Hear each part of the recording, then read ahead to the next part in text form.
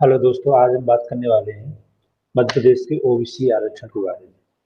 और जो अभी लेटेस्ट में सुप्रीम कोर्ट का डिसीजन आया है, उस बेसिस पे हम कैसे कह सकते हैं कि मतलब मध्य प्रदेश का आरक्षण जो 27% ओबीसी को मिला है वो वैलिड रहेगा या नहीं रहेगा। इस विषय पे बात कर रहे हैं। उससे पहले जान लें कि जो मध्य प्रदेश का जो अभी डिसीजन है उसकी कंडीशन क्या है। लेटेस्ट में आप देख सकते हैं। ये मैं उसकी वेबसाइट पे हूँ। आज आज ही करंट में मैंने अभी खोली है। तो आप देख सकते हैं कि अभी ये एग्जिट डेट तक भी नहीं दी गई है इस डिसीजन की कि कब निर्णय आना है, क्या है। मतलब आखिरी जो सुनवाई थी वो कब होनी थी, 19/4 को होनी थी। उसके बाद एक डेट मिली 23/4 की। उसके बाद कोई अभी नई डेट जनरेट नहीं हुई है। तो मध्य प्रदेश गवर्नमेंट इसमें कोई इंटरेस्ट दिखा नहीं रही है इस केस में कि क्या निर्णय आना चाहिए, क्या नहीं आना चाहिए। और सबसे बड़ी बात है कि जो हाई कोर्ट है उसका रवैया भी बहुत ढीला है। इवन ये केस मार्च 2019 में मार्च 2019 में इस केस की स्टार्टिंग हुई है। आज करीबन करीबन 2 साल हो चुके हैं पूरी कंप्लीट। मतलब एक कहावत है कि justice is delay is justice is denied. मतलब उस निर्णय का कोई मतलब नहीं है जो समय पे नहीं मिल सकता है। तो वो ये सुप्रीम कोर्ट हर बार सुनवाई कर रहे हैं। मतलब आपके पास सुनवाई का वक्त नहीं हो फिर भी एक बात मान सकते हैं, लेकिन यहाँ तो सुनवाई होती है। सुनवाई के बाद कोई डिसीजन नहीं आता और वही तारीख तारीख तारीख तारीख मतलब मिलती रहती है। तो इस तरीके से अब मैं ये कैसे कह रहा हूँ कि अगली सुनवाई में कुछ निर्णय आ सकता है, ओबीसी का आरक्षण मतलब रह सकता है कि नहीं रह सकता, वो सुप्रीम कोर्ट डिसाइड करेगा या हाई कोर्ट डिसाइड करेगा।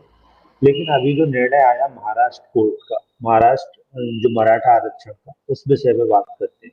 सुप्रीम कोर्ट ने क्या कर दिया, असंवैधानिक ठहरा दिया किसको, मराठा आरक्षण को। क्यों ठहरा दिया, क्योंकि जो 50% की कैप है उसको ये वॉलेशन कर रहा था, ठीक है। तो क्या हुआ, हाई कोर्ट ने मराठा हाई कोर्ट मतलब इसकी पृष्ठभूमि समझते हैं। अभी जो फिलहाल क्या बोलते हैं, महाराष्ट्र में 75% आरक्षण था मराठा आरक्षण को मिलाने के बाद। लेकिन इसकी पृष्ठभूमि समझते हैं। वो कब से स्टार्ट होती है पृष्ठभूमि, ये स्टार्ट होती है हमारी 2018 से, ठीक है। 2018 से पृष्ठभूमि स्टार्ट होती है। 2018 में एक एक्ट पास होता है, उसमें क्या है, मराठा कम्युनिटी को socially and educationally backward community मान के उसको रिजर्वेशन दिया जाता है। कितना, 16%, ठीक है। 16% रिजर्वेशन दिया जाता है। तो जब 16% रिजर्वेशन दिया तो ऑब्वियसली बात है, ये निर्णय गया मतलब सुप्रीम कोर्ट में, ये गया हाई कोर्ट में, गया मुंबई हाई कोर्ट में। तो मुंबई हाई कोर्ट ने इस निर्णय को वैलिड ठहराया और ये निर्णय दिया कि जो एमजे गायकवाड़ कमेटी ने जो मराठाओं के लिए रिजर्वेशन वैलिड ठहराया है, उतना ही रिजर्वेशन दिया जाए, ना कि उससे ज्यादा। तो इस निर्णय के बाद क्या होता है कि जो एम के गायकवाड़ समिति ने ठहराया, तो उसमें 2019 में क्या करती है महाराष्ट्र सरकार, मतलब जो एजुकेशनल है वो 12% रिजर्वेशन देना स्टार्ट कर देती है और 13% रिजर्वेशन देना स्टार्ट कर देती है किसमें, जॉब्स में, ठीक है। फिर उसके बाद बॉम्बे हाई कोर्ट के अगेंस्ट में ये फैसला कहा जाता है।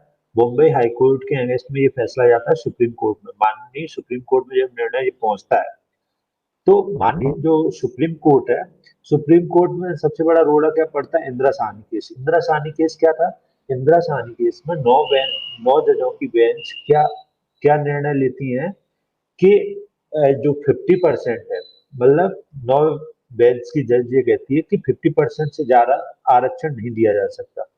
मतलब इसको क्या, इसको बोलते हैं मतलब राइट टू इक्वलिटी। जो आर्टिकल 14 है ना, उसको भी हमको बना के रखना है। मतलब और भी कास्ट है उनकी भी हमें वेलफेयर की दिशा में काम करना है। तो इस केस को एक और नाम दिया जाता है, मंडल जजमेंट भी कहा जाता है इस केस को। तो इंदिरा गांधी केस के बारे में ऐसा कहा जाता है कि इस केस में जो डिसएडवांटेज सेक्शन है, ठीक है ना, SC ST OBC कम्युनिटी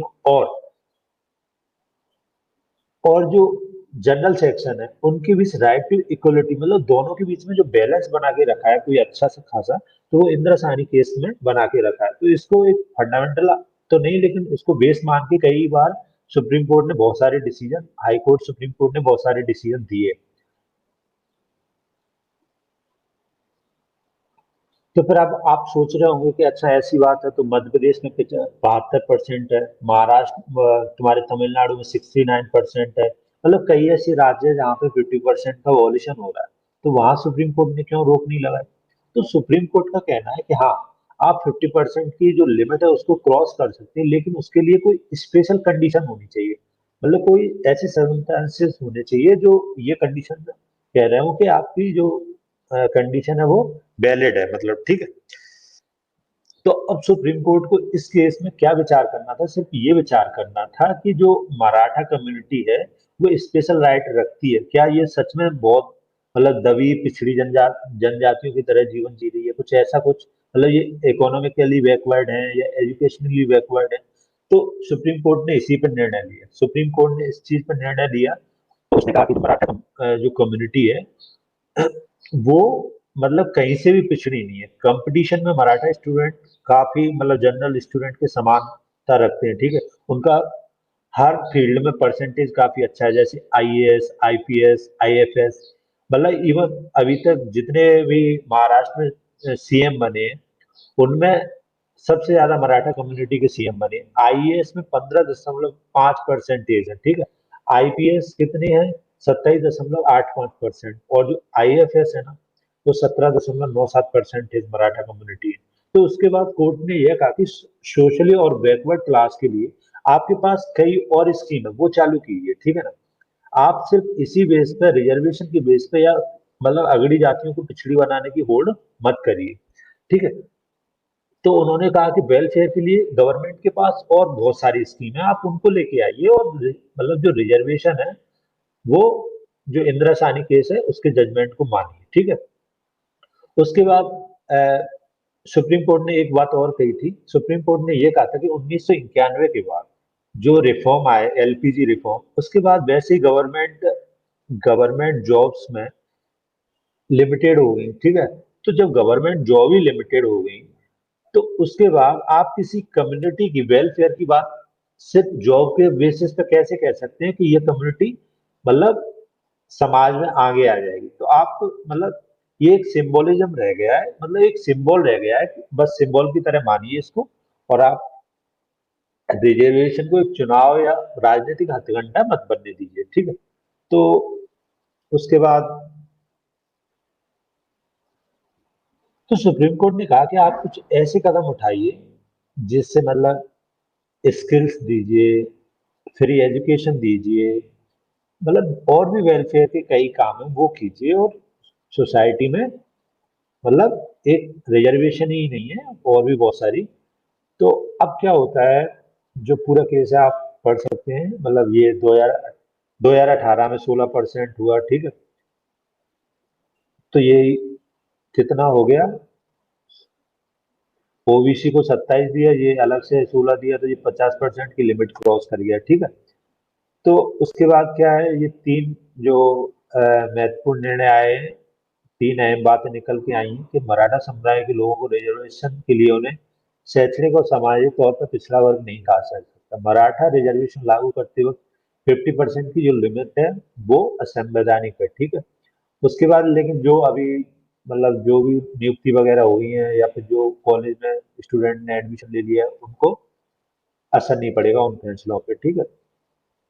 और हाँ, तीसरा निर्णय ये निकल के आया कि जो अभी तक क्या होता था कि स्टेट और सेंटर दोनों अलग अलग लिस्ट मेंटेन करते थे ओबीसी के लिए, ठीक है। इसमें क्या रहता था, स्टेट के पास अलग लिस्ट होती थी और सेंटर के पास एक अलग लिस्ट, बट अब कोर्ट ने कहा है कि ओबीसी कमीशन अब संवैधानिक हो गया आर्टिकल 102 के थ्रू, ठीक है। तो अब ओबीसी कमीशन जब संवैधानिक हो गया, तो स्टेट क्या करेंगी कि अगर किसी कम्युनिटी को आपको ओबीसी में दर्जा दिलवाना है, तो आप राष्ट्रपति को रिकमेंडेशन दीजिए, तो राष्ट्रपति क्या करेगा, मतलब पार्लियामेंट में उस रिकमेंडेशन को रखेगा, और पार्लियामेंट अगर उस चीज को अप्रूवल दे देती है, तो वो कम्युनिटी आपकी ओबीसी में काउंट हो जाएगी, ठीक है। तो एक ये निर्णय और निकल के आया। उसके बाद हम बात करते हैं कि अब इन बेसिस पे हम क्यों कह सकते हैं कि जो मध्य प्रदेश में रिजर्वेशन है वो वो भी इन सब नियमों के परोक्ष में ही जा रहा है। मतलब ओबीसी का रिजर्वेशन जो 27% है, तो वो भी क्या गिर सकता है कि नहीं? तो देखो, अगर एक निर्णय देखा जाए, आप देख सकते हैं मध्य प्रदेश में कितना टोटल रिजर्वेशन हो रहा है। मध्य प्रदेश में ओबीसी को 27% हो गया, ठीक है। 10% ईडब्ल्यूएस को हो गया, 13% किसको हो गया, मतलब 16% एससी और 20% एसटी को, ठीक है। तो ये 73% हो रहा है।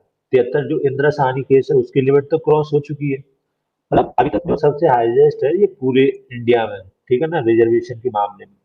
तो अब देखते हैं सुप्रीम कोर्ट इस पर क्या निर्णय लेता है। एक पक्ष ये भी है कि 73% हो गया, लेकिन सेंट्रल गवर्नमेंट चूंकि ओबीसी को 27% आरक्षण देती है मंडल कमीशन की रिकमेंडेशन पे, और मध्य प्रदेश की सिर्फ एक ऐसा राज्य है जहाँ पे मतलब नहीं मिला है 27% ओबीसी कम्युनिटी को। तो मतलब जो भी है, अगर अच्छे से पक्ष रखा जाएगा जो भी, बट ये है कि अगर ये सुप्रीम कोर्ट में निर्णय जाता है तो जहाँ तक है सुप्रीम कोर्ट मराठा मराठा आरक्षण की तरह इसको भी असंवैधानिक ठहरा सकती है। बाकी दोस्तों, आपकी क्या प्रतिक्रिया है, आप हमें जरूर कमेंट बॉक्स में लिखिए। और देखते हैं, जैसे अगर आपको इस केस के बारे में हमें कुछ भी डिटेल मिलती है तो हम आपको यूट्यूब के माध्यम से और अपने टेलीग्राम ग्रुप के माध्यम से आपको बताते रहेंगे। और हाँ, हमारी टेस्ट सीरीज चल रही है, आप उसको रेगुलरली फॉलो करिए।